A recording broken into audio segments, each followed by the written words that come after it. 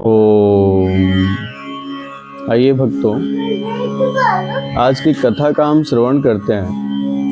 ये भरत में त्याग, भरत में धर्म और भरत में न्याय की जो न्याय था या न्याय करने की जो शक्ति थी, वो बाकी अन्य रामायण के सभी पात्रों से उनको अलग बनाती है। भरत वो व्यक्ति हैं जिनके सिर पर ताज रखा जाना था, लेकिन उन्होंने ताज को त्याग करके और प्रभु श्री राम की चरण पादुका को अपने सिर पर धारण किया। भरत वो व्यक्तित्व है। भरत से हमें हर कदम पर सीखने को मिलती है। भरत त्याग की प्रतिमूर्ति है, भरत धर्म की प्रतिमूर्ति है और भरत भ्रातृत्व की एक प्रतिमूर्ति है, एक पराकाष्ठा है, जिन्होंने एक मर्यादा स्थापित की कि एक भाई को भाई के साथ कैसे रहना चाहिए। भरत अपने आप में एक उच्च व्यक्तित्व है। भरत धर्म है। जहां मां कैकेयी मोह की प्रतिमूर्ति है, वहीं भरत धर्म के प्रतिमूर्ति हैं, धर्म के प्रतीक हैं। आज की कथा को हम इसी पे श्रवण करते हैं। जब प्रभु श्री राम का वनवास हो गया था और राजा दशरथ की मृत्यु हो गई थी, भरत का वो व्यक्तित्व है जिसका आज हम श्रवण करते हैं। मां कैकेयी ने मोह के वशीभूत होकर भरत के लिए राज्य मांगा और भरत का राज्य निष्कंटक चले, किसी का हस्तक्षेप ना हो, इसके लिए उन्होंने प्रभु श्री राम के लिए वनवास की मांग की। यहाँ दर्शन कीजिएगा कि जब मोह उत्पन्न होता है किसी परिवार में, तो परिवार का बिखराव होता है, और जब परिवार में धर्म की स्थापना होती है तो परिवार का जुटान होता है या परिवार एकजुट होता है। राम की कथा हमें वो सिखाती है कि हम एक परिवार को एक सूत्र में कैसे बांध कर लेके चल सकते हैं। राम ने जो मर्यादा स्थापित की, राम के द्वारा जो मर्यादा स्थापित की गई है, वो हमें कदम कदम पर सिखाती है। राम का वनवास हो चुका था, राजा दशरथ की मृत्यु हो गई थी। मृत्यु के पश्चात जब गुरु वशिष्ठ पहुंचे हैं अयोध्या में और उन्होंने देखा तो राजा के शव को तेल में रखवा करके एक पात्र में तेल भरकर उसमें राजा दशरथ के शरीर को रखा गया, पार्थिव शरीर को रखा गया और भरत को बुलाया गया। चूंकि भरत उनके ज्येष्ठ पुत्र थे, ज्येष्ठ के बाद जो घर में थे, ज्येष्ठ पुत्र तो प्रभु श्री राम थे, लेकिन उनके जाने के बाद जो ज्येष्ठ पुत्र थे वो भरत थे। तो चूंकि अंतिम संस्कार करने का जो दायित्व होता है वो ज्येष्ठ पुत्र को होता है। बहुत सारी कथाओं में ये भी सुनने को मिलती है, कुछ हालांकि ये न तो वाल्मीकि दास जी द्वारा रचित रामायण में है और ना ही गोस्वामी श्री तुलसीदास के रचित रामायण में ही है, लेकिन बहुत सी लोक कथाओं में यह जिक्र मिलता है कि राजा दशरथ ने प्रभु श्री राम को गिद्धराज जटायु को दे दिया था, दत्तक पुत्र के रूप में दान कर दिया था। हालांकि ये स्पष्ट मान्य नहीं है, क्योंकि न तो इसकी चर्चा श्रीमद गोस्वामी तुलसीदास जी ने ही की है और ना ही महर्षि वाल्मीकि ने। तो चूंकि दशरथ के अंतिम संस्कार के लिए पुत्र का होना आवश्यक था और राम वन को गए हुए थे, तो राम के आने की संभावना नहीं थी और भरत को बुलाया गया। भरत चूंकि उस टाइम पे ननिहाल में थे और उनके साथ में उनके अनुज शत्रुघ्न भी थे। जब राजा दशरथ की मृत्यु हो गई थी, राम वन चले गए थे और वो जब ननिहाल में थे, उन्हें अजीबोगरीब स्वप्न आते थे। कभी लगता था कि पूरी अयोध्या सूनी हो गई है, कभी लगता था मेरी माताएं विधवा का वस्त्र धारण करके बैठी हुई हैं, माथे का सिंदूर नहीं है, विधवा गले में आभूषण, शरीर पर आभूषण नहीं है, विधवा का जीवन यापन कर रही हैं। तो ये सारी जो कथा, सारे स्वप्न जो हैं भरत अपने छोटे भाई शत्रुघ्न को कहा करते थे कि ऐसा लग रहा है कि अयोध्या में सब कुछ सही नहीं है। गुरु वशिष्ठ ने दूतों को भेजा भरत के ननिहाल कि जाओ भरत को लिवा लाओ। भरत जब वहां से चले हैं और रास्ते में शत्रुघ्न से बात करते हुए चल रहे हैं कि शत्रुघ्न मेरा मन बहुत घबरा रहा है, क्योंकि जो सरल व्यक्तित्व होता है, सरल व्यक्ति जो होता है, उसके मन में आने वाली गतिविधियों के बारे में, आने वाले समय, आने वाली दशा के बारे में उनके अंदर पहले से ये प्रतीत हो जाता है कि हमारे साथ कुछ गलत या सही होने वाला है। जब बहुत ज्यादा दिल घबराने लगे, बहुत ज्यादा जी घबराने लगे, तो आप समझ लें कि हाँ हमारे साथ कुछ होने वाला है, या तो अच्छा होगा या बुरा होगा।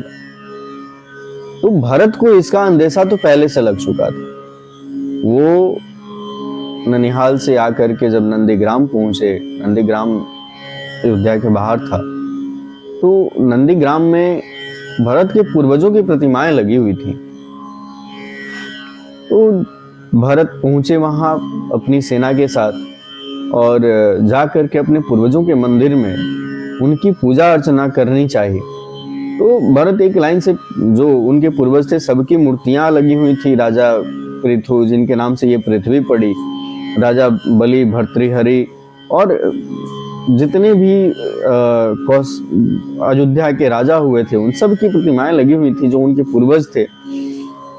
पूजा करते करते करते करते भरत जब दशरथ की मूर्ति के पास पहुंचे और सिर उठाकर देखा तो देखा कि मेरे पिता दशरथ यहाँ पे हैं, उनकी प्रतिमा लगी हुई है। उन्होंने उसी समय भरत के हाथ से थाल छूट गया और उन्होंने कुल पुरोहित से पूछा कि ये क्या है। कुल पुरोहित ने कहा कि अब महाराज नहीं रहे, महाराज की मृत्यु हो गई है। चूंकि भरत को इसके बारे में नहीं बताया गया था कि महाराज की मृत्यु हो गई है।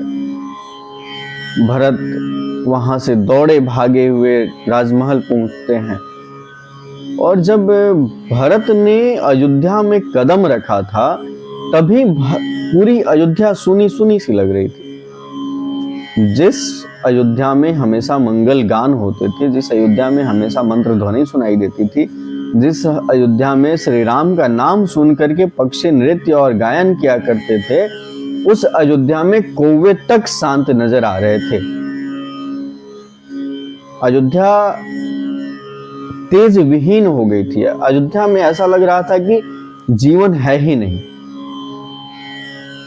अयोध्या को तेज विहीन कर दिया गया था। वहां से भरत पहुंचते हैं अपनी माँ कैकेयी के पास। उन्होंने जा करके माँ को प्रणाम किया और प्रणाम करने के पश्चात उन्होंने पूछा कि माँ पिताजी कहाँ हैं। इस पर माँ कैकेयी ने कहा कि बेटे जो इस धरा पर आया है उसका जाना निश्चित है। तुम्हारे पिता भी मृत्यु को प्राप्त हो गए। और चूंकि ये बात माँ कैकेयी ने हंसते हुए कहा था, मुस्कुराते हुए कहा था, और माँ का विधवा रूप देख करके भी भरत को बड़ी ग्लानि हुई थी।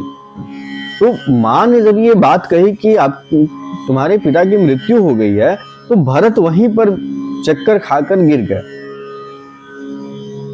उनकी देह की सुधि नहीं रही। वहीं पे गिर के उनकी आंखों से अश्रुधारा बहने लगी।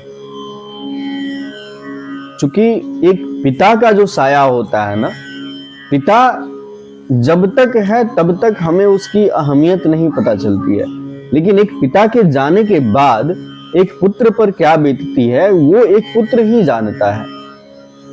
क्योंकि पिता जो होता है ना, वो पिता उस वृक्ष के समान होता है जो वृक्ष भले फल दे ना दे, लेकिन उसकी छाया ही काफी होती है। हमारे सनातन संस्कृति में बुजुर्ग जो भी हैं या जो उम्र दराज व्यक्ति हैं, उनको एक छाया की तरह माना गया है। तो एक पिता जो होता है, वो पिता संतान के लिए छाया की तरह होता है।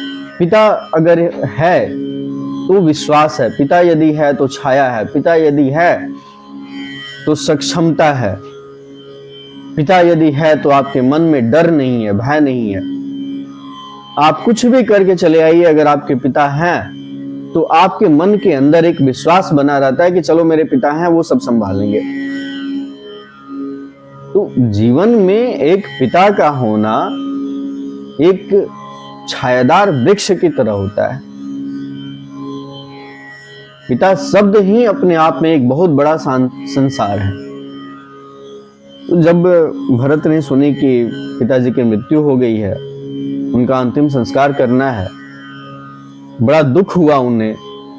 उसके पश्चात रोते रोते उन्होंने माँ कैकेयी से पूछा कि माँ, मेरे प्रभु श्री राम कहाँ हैं, मेरे बड़े भैया श्री राम कहाँ हैं।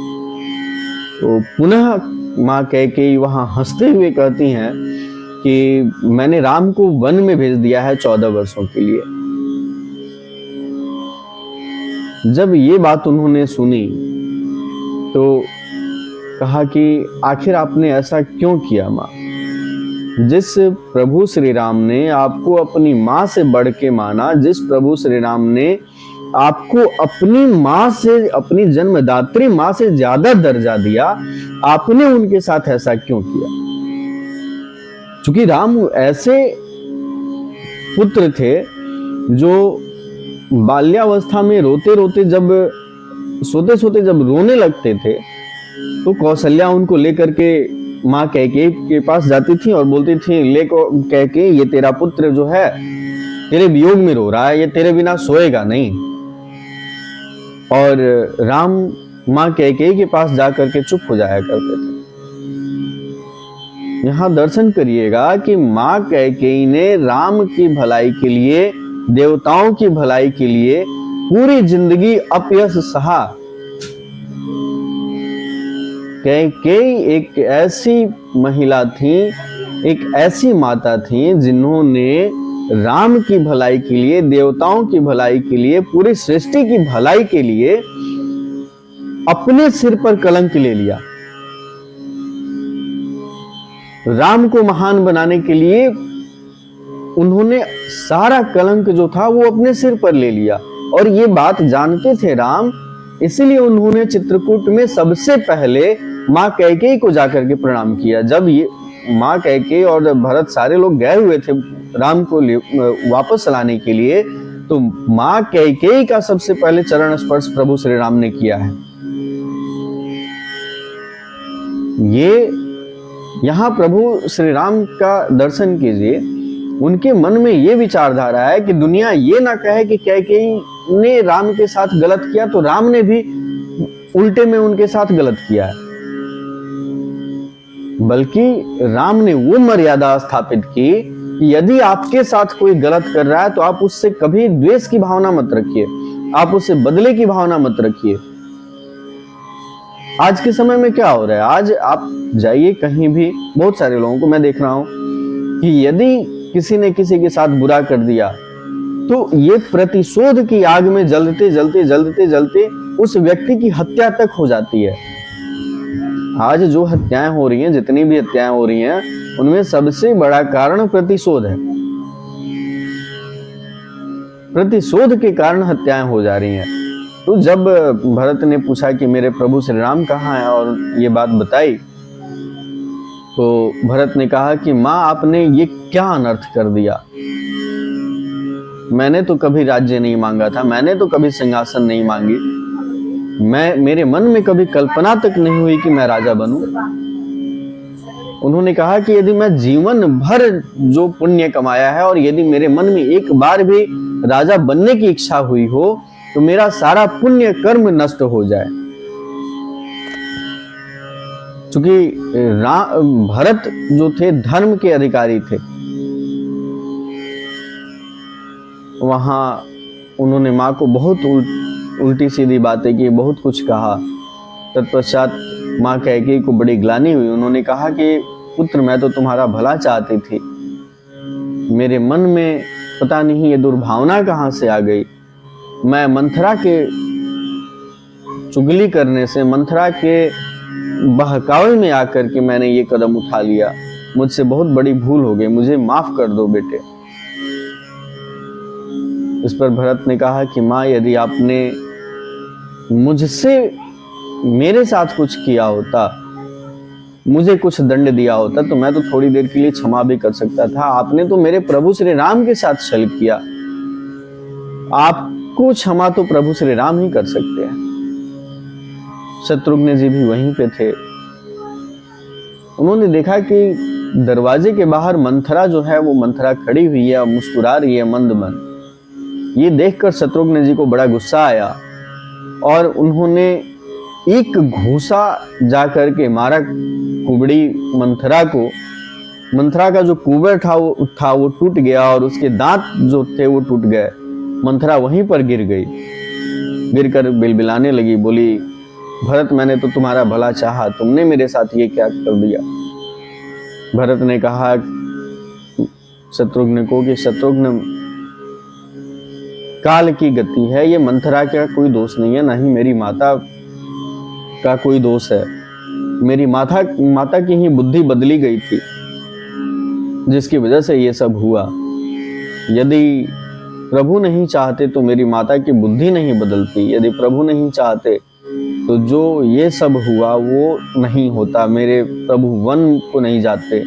मेरी फूल जैसी सुकुमारी भाभी जो हमेशा फूलों के सैया पर सोती थी, जब वो चलती थी तो उनके रास्ते पर फूल बिछाए जाते थे, 7 लेयर में गुलाब की पंखुड़ियां बिछाई जाती थी, और तब सुकुमारी माँ जानकी उस रास्ते पर चला करती थी।